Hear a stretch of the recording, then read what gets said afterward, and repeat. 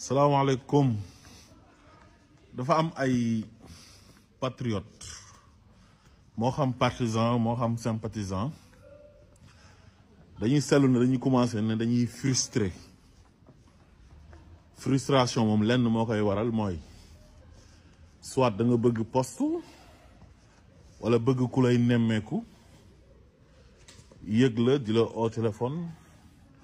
wala boo ootee téléphone ñu jël la su fekkee pour poste la nit ki d'abord bala ñu laa jox poste yow dañuy xam ban compétence nga am parce que mënoo ñëw rek di laaj poste te yow kenn xamul ban qualification nga am bala ngaa laaj poste day fekk ñu xam ban qualification nga am te mën nga am qualification sax te doo mën a am poste parce que du ñëpp lañ mën a jox poste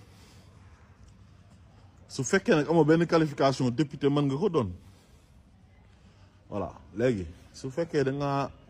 bëgg a nekk député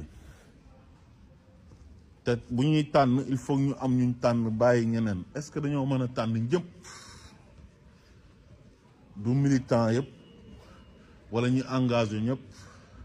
wala sympathisant yëpp lañ mën a jël def leen ay député loolu mënta nekk am na sax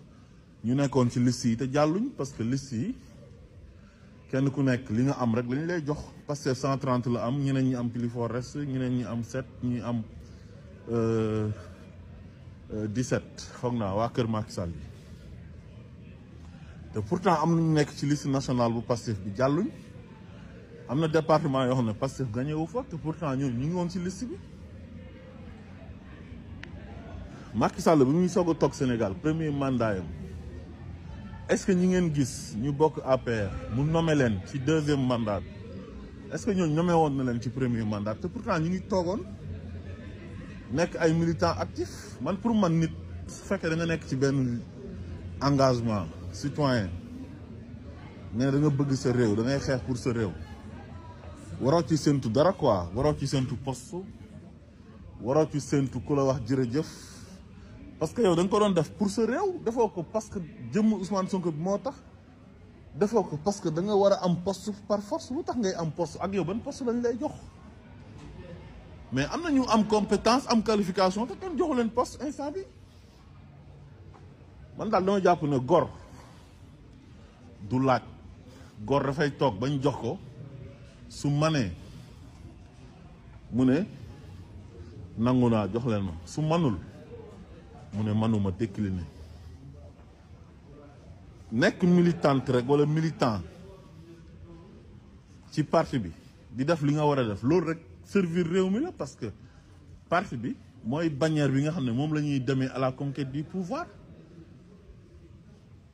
parce que boo amul parti wala amoo mouvement candidat indépendant ngay nekk waaw parti bi nga xamante ni nag moom la ñuy jël organisé wu mu nekk une organisation privée liggéey ci ba accéder au pouvoir mais parti boobu rek yow boo ci nekkee rek nekk ci instance yi di ci liggéey di xool nan ngay conserver pouvoir bi di xool yan stratégie ngay def pour parti bi bañ a am benn problème ak poste boo ci mënti occuper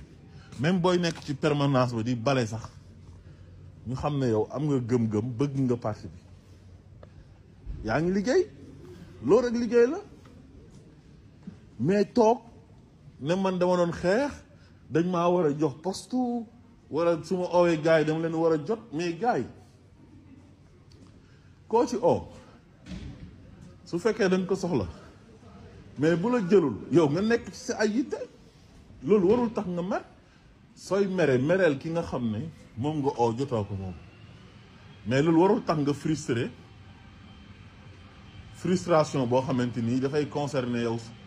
sa engagement nga ne da ngay jéem a geler sa ay activités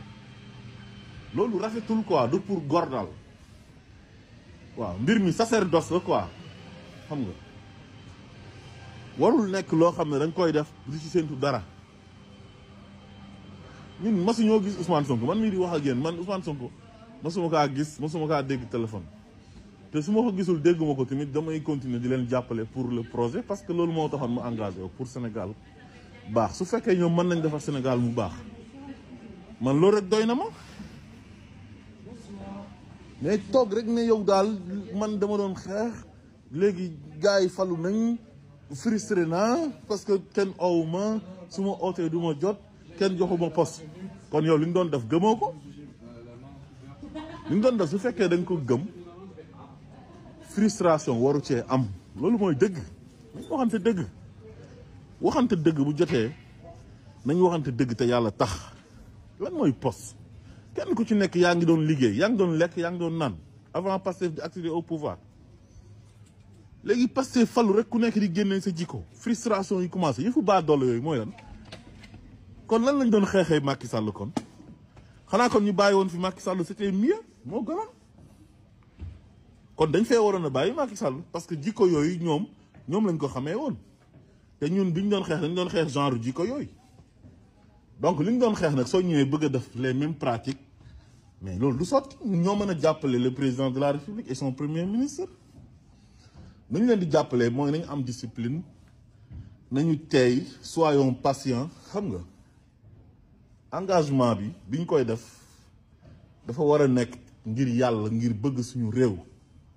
mais waruñ ko def ngir du ci séntu dara parce que kenn ku nekk am na ci loon nekkoon